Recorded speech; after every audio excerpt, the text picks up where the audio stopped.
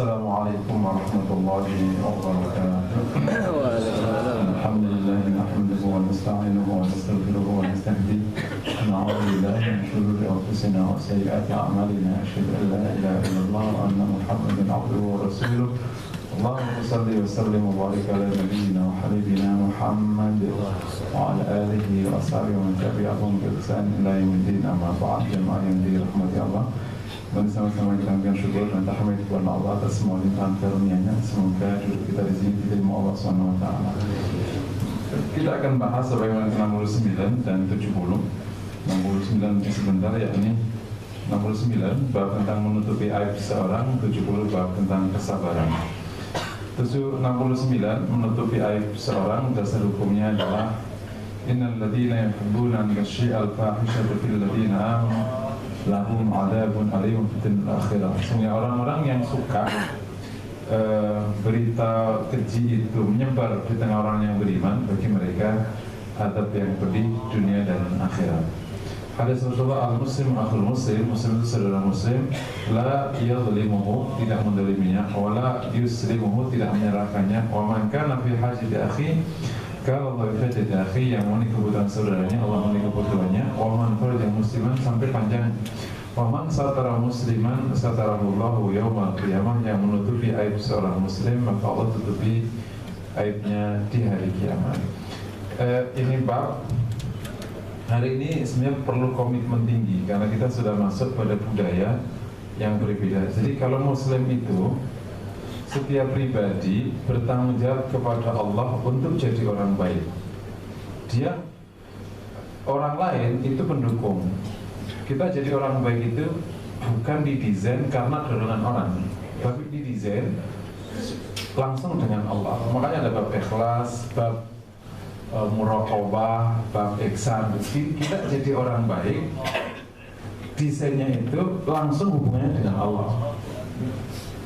Nah, kalau terjadi masalah, itu berarti masalah dia dengan Allah. Oleh karena itu, bagi orang yang melihat masalah saudaranya, justru ditutupi, tapi dia suruh menyelesaikan dengan Allah. Kalau orang kafir, dia nggak kenal Tuhan. Untuk jadi orang baik, harus didikte oleh orang sebelahnya. Caranya kalau dia salah harus dibongkar, supaya nanti dia tidak berani salah. Ini desain masyarakat yang berbeda, meskipun sama-sama ingin baik. Mukmin baik tapi nggak berisik.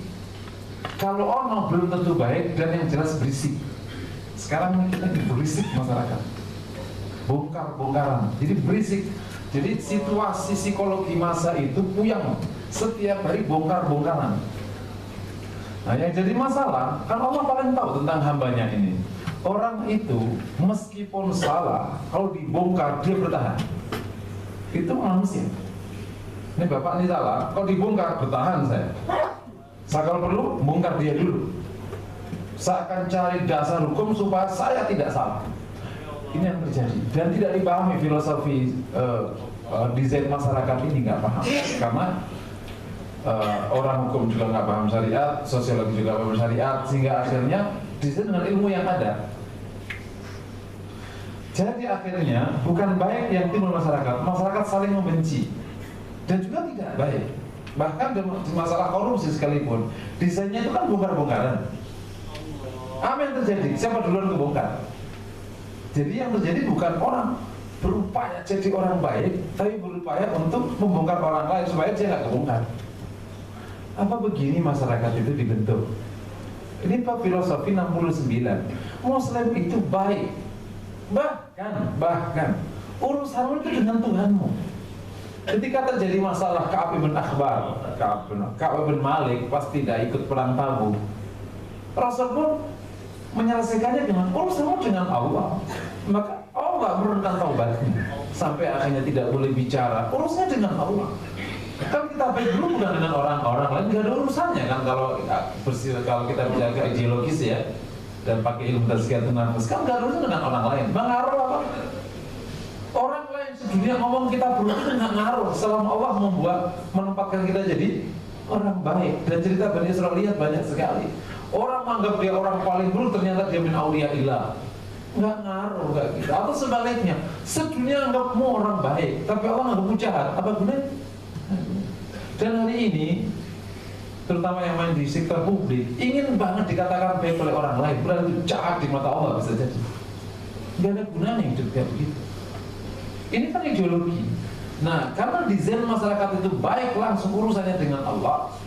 Dan supaya nanti tidak terjadi fitnah di antara mereka, 69 menjadi penting, tidak membongkar aib orang. Jadi akhirnya damai. Setiap orang bertanggung jawab memperbaiki dirinya, dan orang lain tidak mengancam dirinya. Kapan aib itu boleh dibongkar? Ada 3. Yang pertama, jika aib itu menjadi proses atau menjadi dasar dalam hukum atau bukti dalam hukum. Misalnya, ya memang harusnya siapa yang mencuri, ini ada ini buktinya curiannya, dia nggak bisa ditutupi lagi karena urusannya untuk menegakkan hukum. Boleh. Yang kedua, jika aibnya itu sudah dibongkar sendiri oleh orangnya ngomong, gua berhasil mah, lo tahu tuh cewek di situ tuh, ada harganya cuma 80 juta, lo tahu pernah gua sekali. Lah dia sendiri ngomong, ya boleh, ya kita boleh nggak nutupin? Ya nutupin boleh, ngomong boleh, karena dia sendiri udah bongkar. Yang ketiga, jika aib itu berdampak kepada mudarat amma. Jadi ada kesalahan dilakukan oleh seorang yang berdampak kepada mudarat amma. Orang bisa kena, harus dibongkar masalahnya karena ada mudarat amma, mudarat yang umum yang lahir dari, contoh misalnya keburukan dari sebuah kebijakan lahir dari seorang pemimpin, harus dibongkar masalahnya. Karena kalau tidak, nggak bisa ditutupi karena mudaratnya sudah kemana. Selebihnya enggak. Bahkan sampai di hukum Islam itu ada orang mencuri. Ini kan hukum unik. Mencuri itu nggak bisa dihentikan oleh memaafkan. Karena mencuri itu hak Allah. Agak unik ini. Mencuri itu hak Allah. Kayak zina itu sudah hak Allah. Jadi nggak bisa dihentikan oleh memaafkan. Lain membunuh itu hak Adam. Kalau orangnya maafkan, dia bisa berganti hukum. Mencuri itu enggak, padahal urusannya dengan harta, tapi ini hak Allah. Jadi orangnya nggak apa-apa dicuri, itu tetap bersalah. Tetapi seandainya ada orang telah mencuri, belum sampai ke pengadilan, itu sebaiknya tidak disampaikan ke pengadilan. Gini, cepat, kau balikin barangnya ke orang, kau minta maaf sama orangnya, kau tutup masalahnya. Tobat sama Allah. Sampai segitu caranya menyelesaikan. Jadi masyarakat Muslim itu nggak berisik, baik. Nah, tapi bukan baik yang ditutupi, dia mau baik gitu. Karena mukmin itu kan tidak ingin salah. Ciri mukmin kan tidak ingin salah. Ingin salah itu orang munafik. Makanya kalau dia jatuh salah, dia langsung minta ampun. Walladzina idza fa'alu fahishatan aw dhalamu dzakarullaha fastaghfiru. Itu ciri mukmin. Dia nggak suka ada di tempat salah, berbuat salah, dan juga tidak sengaja salah, juga tidak ingin terus-terusan salah. Dia ingin baik. Desainnya, nah situasi masyarakat yang didesain dengan filosofi 69 ini menutupi kurang lain itu dengan dasar hukum yang lain membuat akhirnya Muslim itu baik, tenang, tentram, saling menghargai, tidak saling memfitnah, tidak saling bongkar-bongkaran. Sekarang masyarakat itu sudah hilang. Sekarang kita terjebak di produk peradaban orang lain. Kita masukkan ke kita atas nama apapun, terus kemudian sok jadi barat, padahal mukanya juga gak cocok. Nah, mukanya tetap aja muka Indonesia. Merasa lebih bebas asal Indonesia. Gak sekarang ini masalah homoseksual, aneh aja ada orang muka, lo muka Jawa, itu gak usah ngomong, gak usah barat-baratan kali. Orang Jawa yang gak kenal sama homoseksual, itu mah penyimpangan, bukan gak mereka. Ngomongin gitu. Kadang aneh, kadang mukanya itu namanya kerapuhan mental bersama dengan intelektualitas, jadinya pelacur intelektual. Mirip kan pelacur itu kan? Pelacur intelektual itu kan rapuh mental bersama dengan intelektualitas, jadinya pelacur intelektual. Rapuh mental bersama kemolekan badan, ya berarti pelacur badan, sama tak? Kerapuhan mental bersama jabatan, pelacur jabatan, sama aja. Dua-duanya mereka tiga-tiganya semuanya pelacur. Jadi sama situasi ini. Kalau terus diteruskan akan lahir masyarakat yang saling membenci, bukan saling menyayangi, dan itu bahaya untuk sebuah konstruksi masyarakat. Kita kembali ke 69, menutupi aib orang lain. Nanti ada batasannya tadi ya, boleh dibongkar kalau 3 hari. Masuk ke bab berikutnya, bab sabar 70. Nah, ini bab Imam Baihaqi itu nggak tahu anunya, meletakkan yang pokok-pokok gini tuh bertebaran gitu. 1 sampai 15 itu semua kan ideologi iman pada Allah, takut pada Allah macam. Terus ada seret ketemu di sekitar 50 ada syukur. Terus ketemu ini bab sabar dan bab ikhlas di ujung. Jadi mungkin ditempatkannya menyelai beberapa hal yang bersifat aplikasi. Secara banyak sekali ya kalau dasar hukumnya, dan mungkin masalah ini, tema ini sudah sering kita dengar ribuan kali, puluhan kali, tapi kita belum mengulang karena bukan ilmu pengetahuan, ini adalah ilmu aplikasi, dan kita tidak tahu tingkat sabar kita sampai di mana. Karena bunyinya kan ya ayyuhalladzina amanu sabiru wasabiru warabitu wattaqullaha la'allakum tuflihun. Orang yang beriman, sabarlah dan tambahilah sabarmu. Sabarlah dan tambahilah sabarmu. Terus ribatlah dan takwalah kepada Allah supaya kalian beruntung. Perintah sabar kepada orang mukmin, yang diperintah orang mukmin suruh sabar, dan sabarnya suruh sabar dan tambah sabar. Ini menunjukkan bahwa soal yang akan dihadapi mukmin itu bisa bertambah, makanya sabarnya harus nambah. Kayak kemampuan orang garap soal, kalau kemampuannya garap soal itu tidak ditambah, begitu soalnya ditambah ya dia nggak bisa garap soal. Waktu kelas 1 kemampuannya segini, soalnya segini, kelas 1 bisa garap. Nah begitu dia naik kelas 2, kemampuan matematiknya nggak naik, ya dia nggak bisa garap. Dan Allah SWT berikan ujian kepada hamba ini melebar dan meningkat. Nggak aja. Dulu sebelum punya istri, soalnya ya pribadi, paling nggak punya duit, ya paling ya ngemis sama mamanya, selesai. Sekarang punya istri, kalau sabarnya sama dengan kemarin nggak bisa mengcover. Sudah ada orang yang nangis di sampingnya sekarang. Udah jerit-jerit, udah cerewet-cerewet, harus kuat sabarnya. Nah sekarang udah kuat sabarnya, tambah anak 1, nangis dua-duanya. Nah kalau nggak kuat meledak, jadi harus tambah sabarnya. Tambah sabarnya, tambah sampai nyabarin orang semiliar, nyabarin umat besar, sampai nyabarin orang lebih besar lagi. Dada para anbiya itu lebih luas daripada lautan. Saya bayangkan kalau Rasulullah SAW itu dadanya nggak kita, mungkin stres di awal perjalanan. Betul nggak kira-kira?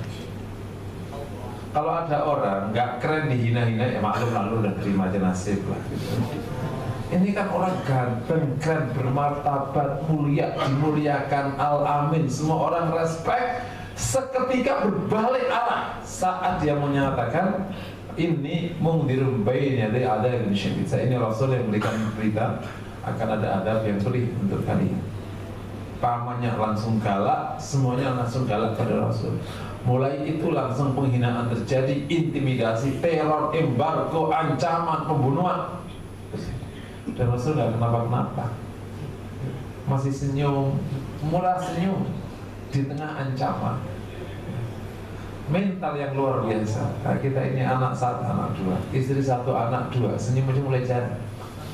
Coba senyum 2 kali ke kanan kiri, bukan jarang senyum.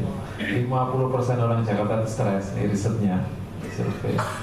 Maka yang di sini tidak termasuk, amin. Tapi betul loh, kalau termasuk kan kasihan, masa hidup sekali stres. Demikianlah Allah Subhanahu wa Ta'ala berikan janji bagi yang sabar dan musabarah dan lain sebagainya, beruntung. Ada hadis Nabi SAW yang terkenal sekali terkait juga dengan syukur. Ajaban li amril mu'min inna amru kullahu khair. Mengagumkan urusan orang mukmin. Inna amru kulluhu khair. Inna amru kulluhu khair. Semuanya itu baik. Mukmin semuanya baik. Walaysa dzalik ilmu, dan itu tidak terjadi kecuali untuk mukmin. Jadi kalau mukmin, dia apapun yang terjadi pada hidupnya itu baik.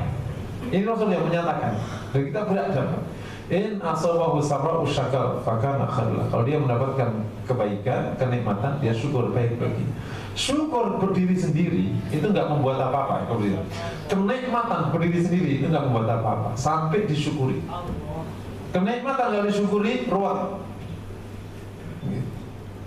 Kenikmatan kok sikapnya tidak syukur, itu jadi petaka. Bukankah banyak orang bertengkar dengan saudaranya justru ketika datang warisan? Clear. Kita temanya bukan ini. Wa in asabahu dharra'u sabar fakana khairan. Kalau dia mendapatkan kesulitan, dia sabar, maka baik baginya. Kesulitan itu tidak membuat habis hidup seorang kecuali tidak disabari. Kalau disabari justru jadi baik. Jembatan roboh bukan karena beratnya beban. Jembatan roboh karena bebannya lebih berat daripada kemampuan menanggung beban. Betul ya? Ada jembatan kemampuannya 50 ton, yang lewat 49 ton, roboh enggak? Enggak. Ada jembatan kemampuannya 1 ton, yang lewat 1,5 ton, roboh enggak? Roboh. 1,5 ton sama 49 ton itu kan beratan 49 ton. Tapi karena jembatannya 50 ton ya enggak roboh. Jadi kita ini roboh bukan karena beratnya masalah, enggak ngaruh masalah itu. Kamu enak, istri 1, anak 2 saja, anaknya 10, gimana nggak puyeng? Oh enggak, nah, siapa yang nyuruh punya anak 10? Nggak kau jadi sedih. Jadi nggak ngaruh berarti. Dan yang menarik, Allah SWT tidak akan kasih beban kecuali Allah sudah tahu hambanya mampu. Jadi kalau Allah kasih beban kepada kita itu artinya kita mampu. Kok tidak mampu? Bukan karena nggak mampu, nggak mau. Aku nggak kuat sudah. Enggak kuat, bukan enggak kuat. Enggak sanggup saya, udah mau jebol jantung saya, kuat. Karena Allah kalau sudah turunkan sesuatu, Allah sudah tahu hambanya mampu. Mirip setiap anak bisa jalan, dia mampu untuk mendekatkan kakinya. Kenapa ini nggak bisa jalan? Karena nggak mau berlatih. Kenapa? Ada masalah dikit langsung hancur hidup. Baru juga tanggal 36 nggak ada gaji, langsung ambrol ke langit dan bumi. Masalah kita kan paling banter ancaman PHK yang paling tinggi karena harga minyak kebulatannya. Istri kabur karena nggak mau lagi sama Anda karena nggak punya duit. Apalagi, udah resiko paling tinggi mati. Ada risiko lebih tinggi daripada mati? Ada risiko lebih tinggi daripada mati. Dan mukmin itu mati itu kayak kelahiran. Mukmin itu kan mati kayak kelahiran. Bahkan sebagian orang-orang yang baik itu dia menanti itu karena dia bisa istirahat. Dia sudah bekerja panjang di sini, dia ingin istirahat di alam barzakh sana. Yang capek silahkan ini istirahat di sana. Di sini nggak bisa istirahat. Jadi ringan bagi mukmin itu, simpel hidup itu ternyata. Menjadi rumit karena cara memandang kita rumit, jadi akhirnya berat. Mengagumkan mukmin itu kata Rasul. Kalau kemudian kita berharap dunia tidak ada ujian, lupakanlah harapan itu. Justru karena Allah cetak dunia, karena memang tempat dia berlaku ayyikum ahsanu. Dan kabar baiknya sekaligus kabar buruk bagi hamba-hamba yang dekat. Ketika orang semakin dekat dengan Allah, semakin sering diuji. Demikianlah hadis mengatakan, Innallaha idza ahabba 'abdan ajjala lahul 'uqubah. Allah kalau mencintai seorang hamba, dia menyegerakan ujiannya. Nah, kalau gini ini agak worry kita tuh. Jadi mau dekat sama kakak nih, mau dekat diuji, kakak gimana ceritanya gitu. Tapi insya Allah orang dekat itu kalau diuji Allah, Allah sudah berikan sekaligus kemampuan untuk menahannya. Allah kasih kesanggupan karena kan dekat. Sama-sama masuk ke lokal ujian, sama-sama soal ya. Bahkan soalnya berbeda-beda. Yang satu begitu garus aduh alhamdulillah karena dia ngarap sambil senyum gitu. Ini Bu Guru selesai. Kok cepat sekali senyum lagi nggak pakai? Ya Bu selesai. Yang satu begitu kata, wah ya gitu. Aku gak lulus ya, aku digebukin mamaku. Buka suatu sampai selesai dia nangis sana nangis sini. Begitu ditarik lembarnya dia tarik juga nggak berani, dipaksa sama bu gurunya. Dia merintih di tengah ujian. Bukan karena soal kan, karena beda kapasitas. Jadi soal itu nggak ngaruh. Kita punya soal itu nggak ngaruh, tergantung kapasitas. Kalau kapasitasnya bisa menyelesaikan soal, kau bahagia dengan soal. Kalau kapasitasnya nggak sanggup, ya kau pasti nangis dengan soal. Itulah para nabi. Nabi Yusuf itu kurang, Nabi Yusuf. Kira-kira kita, air kali gitu aja bisa bintang iklan. Orang hari ini ganteng sedikit kan udah kaya, menjual hidung dikit, apa dikit mata indah dikit kaya. Kurang apa Yusuf? Ganteng, luar biasa, anak seorang nabi. Tapi justru dengan kenikmatannya ini sumber petakannya. Makanya orang yang berkenikmatan jangan senang dulu. Bisa jadi kenikmatanmu sumber petakamu. Dan bisa jadi sekarang masalahmu itu sumber kenikmatan itu dunia. Allah kurang apa itu? Aduh, aku bodoh, muka ala kadarnya. Jangan, terkadang justru kondisi itu membuat kau jadi leader. Kenapa? Orang ngangkat kau supaya orang gak terancam, karena kau gampang dibodohin ala kadarnya. Oh, terkadang, lu situasi itu begitu. Betul. Waktu Anwar Ibrahim itu jadi wakil, itu siapa yang gak nyangka dia mesti akan yang naik ya? Tapi karena dia mengancam, yang diambil yang lain yang tidak mengancam. Dunia. Jadi terkadang itu rezeki dari Allah. Kalau itu unik ya. Tidak selamanya hai yang ganteng, yang pintar, yang apa. Langsung baik. Oh, nggak selalu. Bisa jadi kisahkan Nabi Yusuf. Dan jangan salah, yang ala kadarnya itu justru bisa dapat. Tergantung Allah kehendaki, tergantung nanti kondisinya kayak apa. Allah yang kehendaki sebagai yang kehendaki. Nabi Yusuf dengan situasi yang baik itu justru mengundang petaka, kakaknya iri masukin sumur, bayangin aja. Dan itu nggak lama, nggak sebentar ya. Dari mulai sumur sampai dia selesai masalahnya 40 tahun. Tapi saya belum pernah dengar kisah Yusuf ngomong gini, ya Allah, ya Allah, kalau ujungnya jadi orang ganteng begini, nggak usah ganteng aja lah. Nggak bisa begitu Pak. Atau Rasul, ya Allah, kalau ujungnya jadi Rasul begini repotnya, nggak usah jadi Rasul dah, nggak apa-apa dah, gitu lah kira-kira. Ya Ustaz sekarang di sini gitu, bukan ngaji. Rasul kuat, Yusuf nggak pernah ngeluh. Bahkan ketika situasi yang rumit itu menyelamatkan agamanya, dia memilih Rabbi sijnu ahabbu ilai. Tuhan, aku lebih memilih penjara daripada fitnah ini. Orang sengganang itu jadi budak, bayangin. Jadi budak itu sudah penghinaan lebih hina mana orang jadi budak. Tapi dijalani. Memang dia calon nabi, ditempa sekeras itu, dan dia tetap sendiri. Yang menarik, dadanya itu nggak sanggup sakit hati pada siapapun. Itu kok saya jadi tak gintes itu saudaranya semua yang datang kemarin. Dan tak pitek-pitek itu dong. Jadi lo nikah kekurangan aja. Tapi datang, dimaafkan. Setan yang memisahkan kita, bayangin aja. Lapang dadanya. Nabi Yusuf, pantas dia seorang nabi.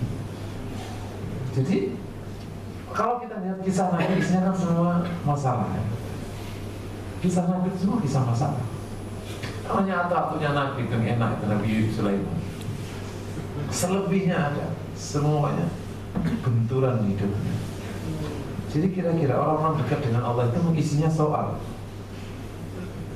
Kalau nggak punya soal, berarti nggak pernah naik kelas. Jadi gimana? Mau garap soal? Jadi kalau habis materi sabar gitu juga worry juga, ternyata Allah kasih soalnya kayak apa kira-kira ya. Karena dalam satu soal aja bisa punyanya tak terkira kita ini. Satu soal aja gitu, satu soal aja. Jadi mulai lagi ya, kata Rasulullah, baik kita ada sabar, masalah sebesar apapun itu enggak. Tadi ya, karena sabar itu kan kemampuan menanggung beban, kemampuan menanggung beban. Dunia ini telah Allah isi dua pasangan. Kalau nggak nikmat, kesengsaraan. Kalau nggak di atas, dan Allah putar. Karena Allah sudah menetapkan watilkal ayyam nudawiluha bainan nas. Hari-hari itu kami putar di antara mereka. Yang hari ini sedang rumit, jangan terus sedih, karena Allah akan putar di antara mereka. Yang hari ini sedang nyaman, jangan sombong, Allah putar di antara kalian. Watilkal ayyam nudawiluha bainan nas. Yang kita butuhkan adalah sikap menyikapi putaran. Kita ini pas putaran di mana? Persoalannya putarannya itu berapa lama? Ini jadi perkara. Ada jamaah saya dan Ustaz sejak saya tahu Pak, bisnis itu hancur. Nggak tahu, bos pokoknya kayak duit kayak didodosi kalau saya bilang ya. Itu didodosi ya, hilang. Nah, saya jawab, ibu baru berapa lama masalahnya ini? 3 bulan saya tahu. Ibu pernah dengar kan kisah Nabi Yusuf? Iya. Ibu tahu dari masuk sumur sampai jadi penguasa itu berapa tahun? 40 tahun Bu. Jadi ibu masih terlalu sebentar untuk sebuah ujian. Kok malah gitu? Ayo jalani aja mau 3 bulan doang. Jadi kamu ulangi lagi. Allah putar. Jadi kita perlu sikap doang aja. Nyiapi sikap ketika putaran itu masuk ke kita. Nah, ketika nanti putarannya ketemu kenikmatan, syukurnya dibanyak-banyakin. Ketika putarannya ketemu ujian, sabarnya dibanyakin. Terkadang putarannya itu bareng, syukur sama nikmat ditumpuk. Satu sisi dikasih kenikmatan, satu dikasih ujian, ya berarti syukur sabarnya dibarengin. Dikasih kenikmatan istri, dikasih masalah anak. Nah, Allah itu maha adil. Dikasih kenikmatan otak pintar, dikasih pasangan ala kadarnya. Gak cocok istriku. Aku tuh kan pintar, cum laude dulu, semua cum laude 4,5. Masa istriku begitu, dan kamu kebalik. Kamu kan dulu di kampus, istrimu pintar banget, kejebak kau itu. Terkadang diputar-putar gitu. Dunia ini permainan Allah ya, Allah yang maha adil, Allah maha tahu. Dikasih kenikmatannya, dikasih ujian ini. Dan Allah karena maha adil, nggak semua orang itu isinya ujian semua, dan nggak semua orang isinya kenikmatan. Bukan. Ada kasih kenikmatan, kasih ujian. Kenikmatan misalnya dikasih kenikmatan nilai bagus, dikasih ujian harta dikit. Ada orang dekat gue, Ustaz, mana ya usaha sini gagal, sini gagal, sini gagal. Oke, jangan ngeluh, itu kamu lihat anakmu pintar, ya, tapi sampai makan aja gak pernah enak dari sejak awal nikah. Dari awal nikah itu gak pernah makan dari tempe tahu. T2. Kata orangnya justru bikin stres, tempe tahu bukan daging. Daging itu malah gak buat orang darah tinggi dari situ. Tempe tahu mulu. Aku bilang coba lihatlah, tidak mungkin Allah itu zalim. Setiap ada ujian, ada kenikmatan yang disisipkan. Coba lihatlah anakmu, pintar-pintar anak, dan dapat beasiswa. Sekarang mau tak tanya, bisnis lancar, anakmu on, anakmu pintar, bisnis bangkrut, pilih mana ya? Ya maunya kan bisnis bagus, bagus ya, kan bukan begitu gila hidup. Allah tuh maha adil betul. Ada orang nggak mendapat nilai tinggi itu kan musibah waktu kuliah, buat dia. Nilai rendah itu kan musibah waktu kuliah. Siapa sih yang ingin dapat nilai 2,1? Ashabus C namanya, kelompok C. Ashabus C, kelompok C. Tapi awas, dalam musibahmu itu Allah hadirkan kenikmatan. Ashabus C itu rata-rata jadi bosnya orang-orang A itu. Yang pintar-pintar itu kan mikir, konsultan gitu, bangun usaha nggak bakal berani, kelamaan mikir. Jadi kenikmatanmu itu ya peta kamu sebenarnya. Kenikmatanmu yang nilaimu 4,5 itu peta kamu. Karena kok akhirnya coba gawe. Jadi bos, jarang orang pintar jadi bos. Kelamaan mikir, jadi orang juga susah jadi anak buahnya dia. Lama kalau mikir. Bos gimana bos? Bentar aku pikir. Pimpinan betul cepat yang berkeputusan, dan itu bukan orang-orang hebat. Makanya orang pintar itu berlatih jadi orang bodoh. Itu istilahnya, saya sering ngomong gitu. Untuk jadi orang pintar gampang, tapi yang sulit itu jadi orang bodoh, lebih sulit. Orang bodoh itu yang berani tanpa mikir, keliru balik. Di bisnis, di politik itu butuh yang begitu.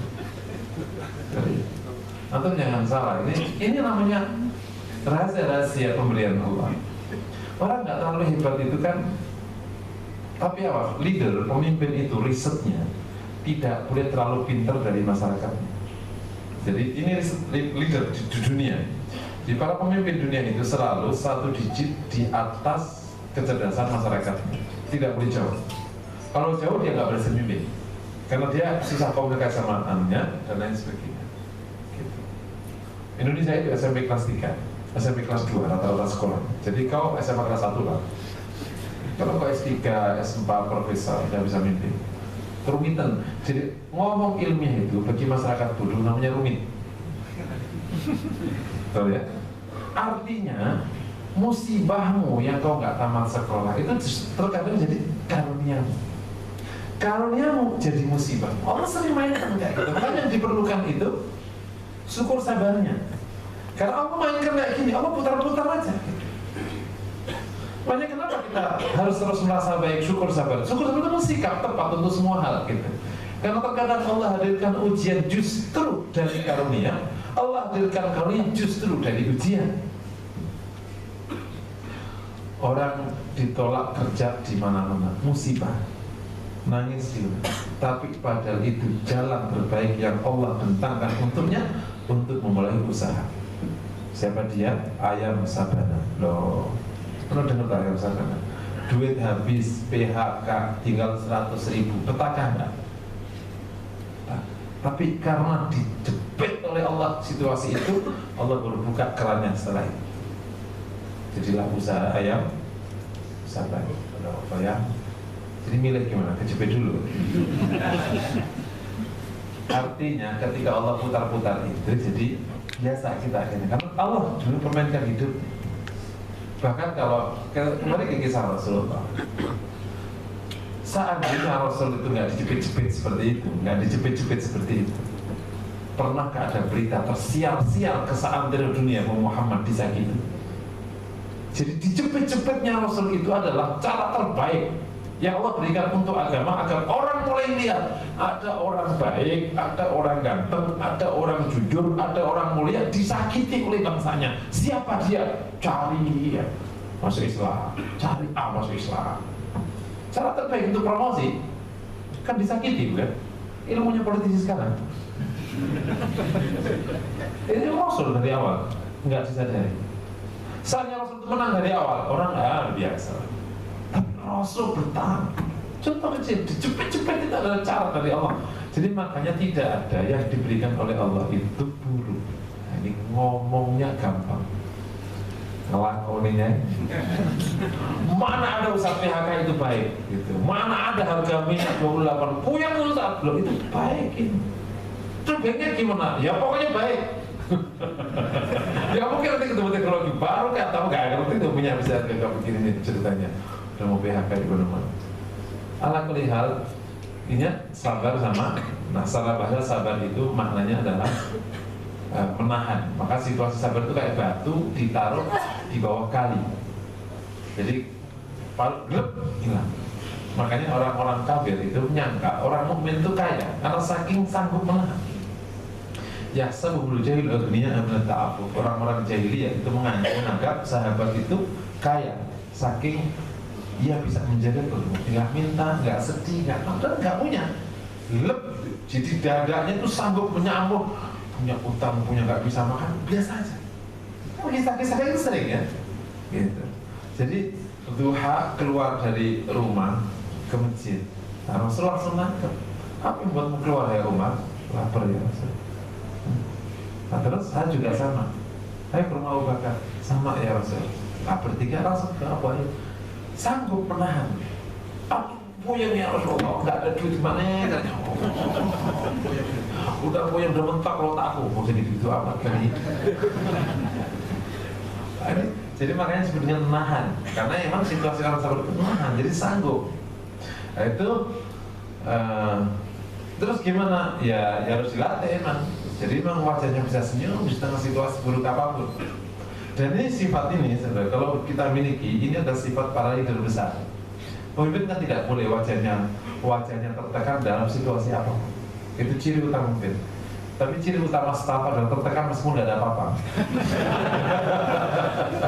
Pemimpin itu situasi kayak apapun nggak wajahnya tertekan. Oke, tenang. Insya Allah selesai. Padahal lu puyengnya nggak terkira nih. Tenang. Itu bos. Waduh Pak, itu pacar apa staff itu? Nah nanti kalau sifat-sifat ini lahir, ini pasti akan jadi orang besar. Nah secara istilah banyak sekali.